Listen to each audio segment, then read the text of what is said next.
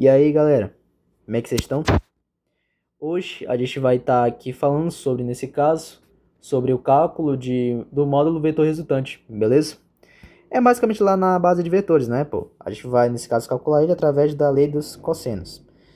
Mas, peraí, para usar a lei dos cossenos, os vetores, nesse caso, não precisam ser de forma mais algébrica? Então, cara, já vou falar exatamente aqui, ó. O que é exatamente um vetor? Um vetor é um ente matemático que possui, nesse caso, módulo, direção e sentido. Beleza? Ele possui, nesse caso, módulo, direção e sentido. O que isso nos diz o seguinte, ó. Bom, antes de falar, eu vou logo colocar aqui as componentes nessa partezinha aqui, beleza? Nessa região. Como é que vai ficar, então? Eu vou prolongar, nesse caso, o vetor B. Deixa eu só colocar ele dessa forma correta bem aqui, ó. Eu vou prolongar ele bem aqui, ó. Fiz uma projeção do vetor B. Vou fazer a mesma coisa que eu fiz com A. Quer dizer, que eu fiz com B. Vou fazer com B a mesma coisa. Beleza? Aqui nesse caso está o módulo do vetor. Beleza? Do vetor A. Como eu fiz nesse caso a projeção do B, então posso dizer que esse ângulo alfa, ele também vai estar sendo incluído bem aqui, ó. Beleza? Ele também vai estar sendo incluído bem aqui. Bom, qual é a conclusão que a gente tira? De onde é que a gente vai achar exatamente esse vetor resultante? O vetor resultante, galera, ele vai estar exatamente nessa região aqui, ó. Ele vem partes do ponto de origem aqui,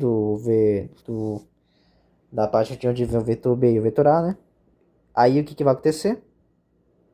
Ele vai partir desse ponto e vem para cá. Beleza? Exatamente, ele vem para esse ponto aqui, que a gente chama de vetor resultante. Então agora a gente pode, nesse caso, falar sobre ele, pô. Como assim? Para que a gente chegue na lei dos cossenos, nesse caso, a gente tem que saber o seguinte, pô.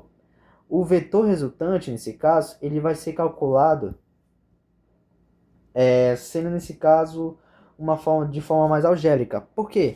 Porque a gente está calculando, nesse caso, o tamanho desse vetor. Entendeu? A gente vai estar calculando o tamanho desse vetor. Por isso que a gente vai, nesse caso, expressar ele pela forma algébrica, pô. Né? Como assim forma algébrica? Vem comigo aqui. Bom, esse cara aqui, ó, agora eu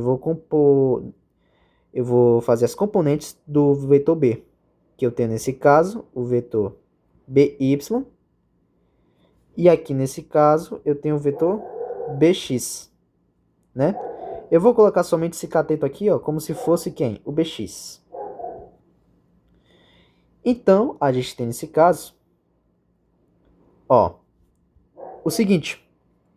Esse vetor BY bem aqui, nem é a mesma coisa que essa distância bem aqui. Então, eu posso colocar exatamente ele aqui, ó, BY. Bom, sabendo disso, olha o que eu posso fazer. O BY, ele é a mesma coisa que B vezes o seno. Beleza? Por que ele é a mesma coisa? Tu pode fazer isso aqui, ó, relação de seno, ó. Ó, seno de alfa é o quê? É cateto oposto, ou seja, BY sobre B.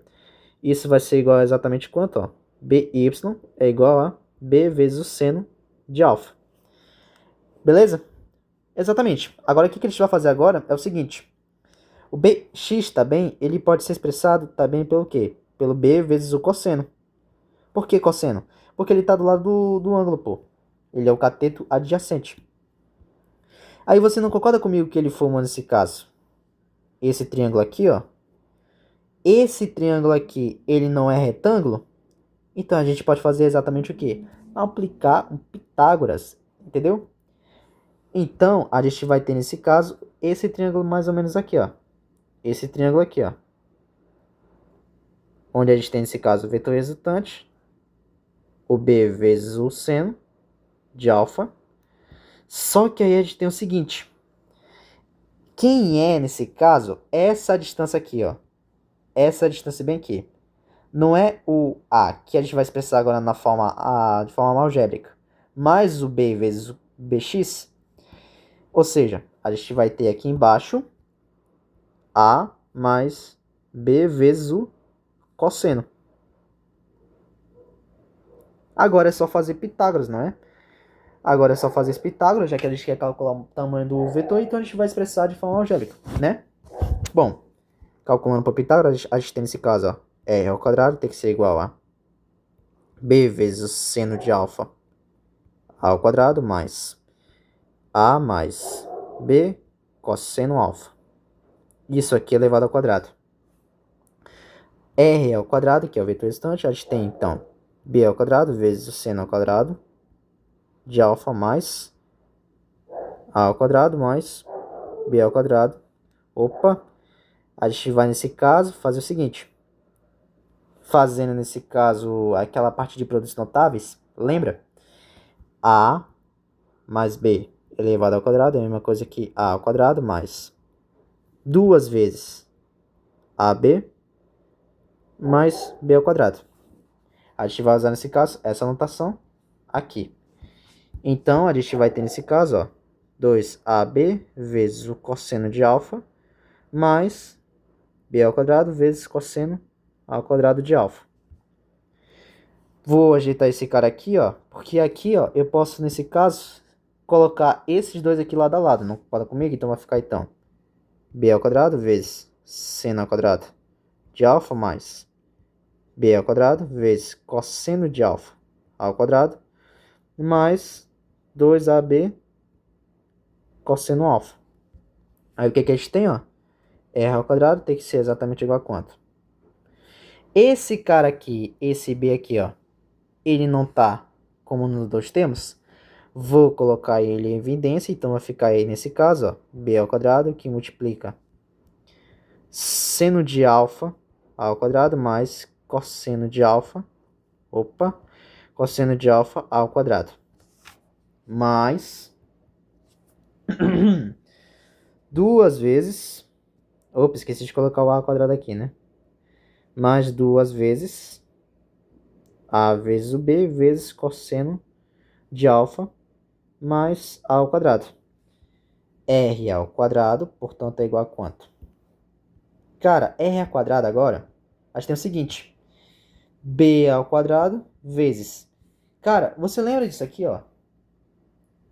Não é a relação fundamental da trigonometria?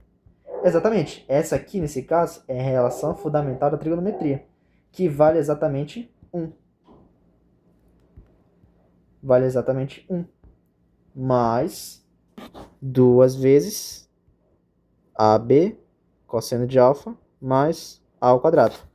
Portanto, R ao quadrado tem que ser igual a ao quadrado mais B ao quadrado mais 2 vezes, 2 vezes A vezes B vezes cosseno alfa.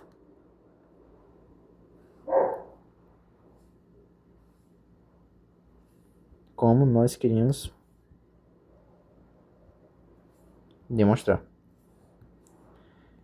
Bom, aqui está o cálculo do vetor resultante, galera. Era exatamente um vídeo curto, né? Mas exatamente foi isso, eu espero que vocês tenham gostado. E só lembrando que tem alguns casos particulares, cara. Como que? Caso esse ângulo aqui seja zero, o que vai acontecer nesse caso? Eu vou explicar um caso aqui que é muito interessante. Se esse ângulo aqui, supondo, for zero, se o alfa ele ter a tendência em ser um ângulo zero, o que vai acontecer? Esses vetores aqui serão iguais. Como assim? Troca o zero aqui, ó. O cosseno de zero é quanto? É 1, não é? Então vai ficar exatamente quanto? Vai ficar r ao quadrado, tem que ser igual a ao quadrado mais b ao quadrado mais 2ab. Isso aqui não é a mesma coisa que eu colocar a mais b ao quadrado elevado ao quadrado? Então eu posso dizer que isso aqui é igual a r ao quadrado é igual a mais b ao quadrado. Colocando as raízes nos dois lados, eu tenho o quê? Cotar esse 2 com essa raiz. Então vai ficar então que o vetor resultante vai ser igual ao quê? A mais B. A mais B. E qual é a conclusão que a gente tira? Que o módulo do vetor resultante vai ser, nesse caso, tá bem? O módulo da soma do vetor A e o vetor B. Beleza? Essa é a conclusão que a gente tira, galera. Bom, Isso aqui foi um caso particular, mas era só demonstrar a lei dos cossenos. Nesse caso, o cálculo do módulo vetor resultante. E é isso, galera. Espero que vocês tenham gostado aí, né? Espero melhorar mais nos outros vídeos aí. E é isso, né, cara? Obrigado. Adeus.